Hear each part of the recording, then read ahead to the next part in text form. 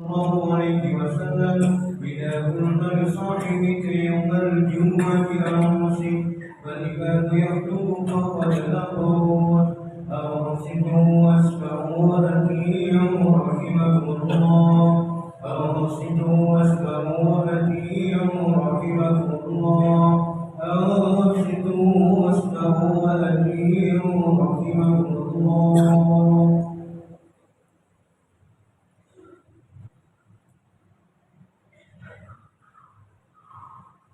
اللهم صل على محمد. اللهم صل على سيدنا محمد. اللهم صل على سيدنا محمد وعلى آل سيدنا محمد. اللهم ارفع الإسلام من المسلمين والمسلمات والمؤمنين والمؤمنات وانصرهم على معاند الدين. يا رب اكتب لنا منك بالخير ويا خير الناصرين برحمتك يا أرحم الراحمين.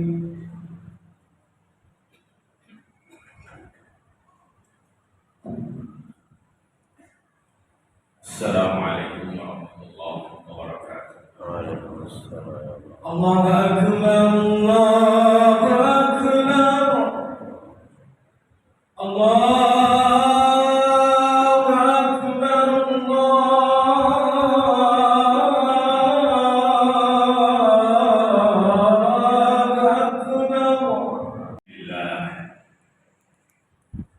Alhamdulillah sahibil ayyami wal jumu'ah wa rabbil masyariqi wal magharibi wal alamin wal bariyah wa nashhadu an la ilaha illallah wahdahu la syarika lah wa anna sayyidana Muhammadan abduhu wa rasuluhu alladhi la nabiyya ba'dah. نصلي ونسلم على سيدنا محمد المبعوث للعالمين رحمة وعلى آله وأصحابه ومن والاه. أما بعد فيا عباد الله أوصيكم نفسي وإياكم بما وصى به رب البرية حيث قال في بعض آياته الكريمة يا أيها الذين آمنوا اتقوا الله ولتنظر نفس ما قدمت لغد واتقوا الله إن الله خبير بما تعملون. واعلموا أن الله سبحانه وتعالى لقد حث عباده على إدراك العلم والمعرفة ليكون هدى ومصباحا لهم في مصالحهم الدينية والدنيوية. وقال في بعض آياته الكريمة والذي جعل الشمس ضياء والقمر نورا وقدره منازل لتعلموا عدد السنين والحساب الآيات لقوم يعلمون.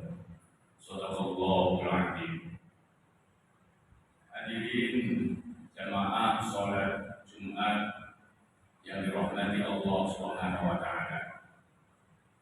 Siang hari ini mari bersama kita meneguhkan, memantapkan niat kita untuk melakukan salat Jumat dengan terlebih dahulu meneguhkan iman dan takwa kita kepada Allah Subhanahu wa taala. Hari yang semakin dinamis, dinamika penuh masalah dan problem, tidak ada jalan lain kecuali kita kembali menatap dan meneguhkan kepada Allah Subhanahu wa taala dan yang maha segalanya. Syukur kita tancapkan karena hanya berkah, karena ridhonya, karena keikhlasannya, karena kebesaran Allah Subhanahu wa taala kita mampu bersiul di masjid tercinta ini. Semoga Allah selalu berikan keberkahan kepada kita semua. Shalawat dan salam kita sampaikan kepada Nabi Muhammad sallallahu alaihi wasallam. Hadirin rahmatullah. Kalau kita bicara soal ilmu, dalam Al-Quran ada 854 kali kata-kata ilmu itu. dengan berbagai macam bentuk dan modelnya. Ilmu dalam Al-Quran adalah sebuah kapasitas, sebuah pengetahuan, sebuah makna, sebuah kejelasan, sebuah penjelasan, sebuah keterangan, sebuah sesuatu yang diberikan Allah hanya oleh Allah Subhanahu wa Ta'ala yang mampu memberikan kepada kita. Orang yang memiliki ilmu seharusnya memiliki keistimewaan dalam berbagai bidang ilmu itu. Ada ilmu agama, orang yang mengerti ilmu agama diberi kemampuan untuk bisa memimpin masyarakat sekitarnya agar bisa mampu membedakan benar dan salah, halal dan haram, hak dan yang batil. Bagi orang yang memperoleh ilmu di bidang ekonomi, maka dia diberikan kemampuan untuk bisa mengelola lebih baik daripada yang lain. Bagaimana memanfaatkan harta, menggunakan ilmu tentang harta dan kekayaannya serta materi duniawi untuk bisa memberikan manfaat kepada orang lain. Karena itu Al-Quran memberikan isyarat bahwa sebetulnya ilmu itu dapat diperoleh dengan dua cara. Yang pertama, ada dengan cara belajar, ada dengan cara ikhtiar. Ini disebut dengan ilmu kasbi. Tidak ada ilmu yang tidak bisa diperoleh kecuali dengan cara belajar. Ini ilmu yang pertama. Maka anak-anak kita, cucu-cucu kita, keluarga kita, dan kita semuanya belajar sejak mulai dalam kandungan sampai nanti kita hadir di hadapan Allah dalam liang lahat. Wajib hukumnya belajar mencari ilmu, thalabul ilmi, karena kita yakin tidak ada ilmu yang tidak bisa diberikan oleh Allah kecuali dengan jalan kasbi, usaha. Tidak ada ilmu yang pemberian langsung. Ini yang pertama. Yang kedua, ada ilmu yang memang karena fadl Allah, karena pemberian Allah murni. Ada orang tidak perlu belajar tapi mengerti. Ada disebut dengan ilmu laduni. Ilmu ini adalah karena keistimewaan orang ini, karena keistimewaan orang tuanya mungkin, karena keistimewaan mbah, kakek, dan neneknya mungkin, tetapi diberikan hanya orang-orang yang terpilih. Karena itu kita semuanya saatnya untuk bisa mengambil peran yang bisa, ilmu yang bisa normal kita berikan. Dalam surat Al-Alaq misalnya, Bismillahirrahmanirrahim. Iqra wa rabbukal akram alladzi 'allama bil qalam 'allama bil insana ma lam ya'lam. Kata-kata ini firman Allah, ayat yang mengajarkan kepada kita. Kita diminta untuk membaca. Bacalah, karena Tuhan yang maha akram, yang maha mulia, yang maha agung, yang maha pemurah, yang mengajarkan ilmu, mengajarkan manusia dengan tangan kolam dan pena, dan dia mengajarkan manusia dari yang sebelumnya tidak tahu apa-apa. Artinya ilmu itu adalah murni otoritas dan kewenangan Allah Subhanahu wa Ta'ala. Hadirin wal hadirat rahimahumullah, hari ini kita semuanya hidup pada dunia yang sangat kompleks dengan pengetahuan dan kemajuan teknologi. Di era yang sering disebut dengan era digital, era di mana tidak ada tempat yang tidak bisa diakses oleh internet, tidak ada tempat di dunia ini yang tidak bisa diakses oleh akses informatif. Kejadian hari ini, detik ini, menit ini bisa disaksikan, bisa direspon di belahan dunia mana-mana. Era digital ini sebetulnya memberikan pengetahuan kepada kita bahwa ilmu itu adalah milik Allah, kebesaran Allah. Kita bisa bayangkan, kita membanggakan HP misalnya. Tapi sebetulnya Allah itu sudah sangat cantik, Allah sangat paham dan tahu sejak zaman dunia ini belum diciptakan. Kehebatan itu menunjukkan kita harus mampu mengejar keilmuan kita dengan cara semakin mendekatkan diri kepada Allah. Ketika orang sekarang dengan santainya ngomong sendiri, telepon-teleponan, WA-WA-an, telepon dengan orang lain seperti ngomong sendiri. Pada masa itu, Nabi diberi sinyal, diberi akses, diberi wahyu, yang orang lain menganggap tidak masuk akal. Ternyata hari ini semua bisa terjadi.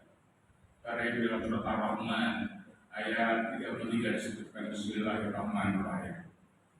Ya ma'syaral jinni wal insi istata'tum an tanfudu min aqtaris samawati wal ardh fanfudu la tanfuduna illa bisultan.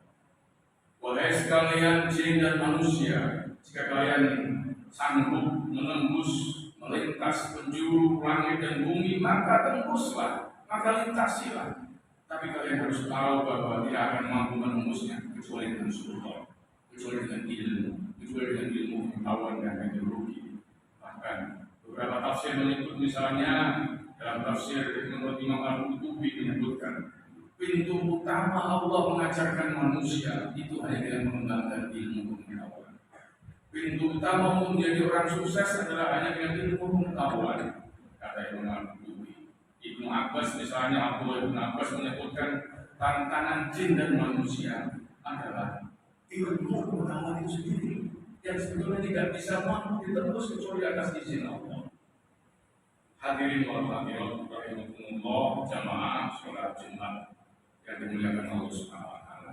Yang ingin khotib sampaikan, yang ingin khotib simpulkan pada khotbah kali ini adalah sehebat-hebatnya ilmu yang dimiliki itu adalah milik Allah.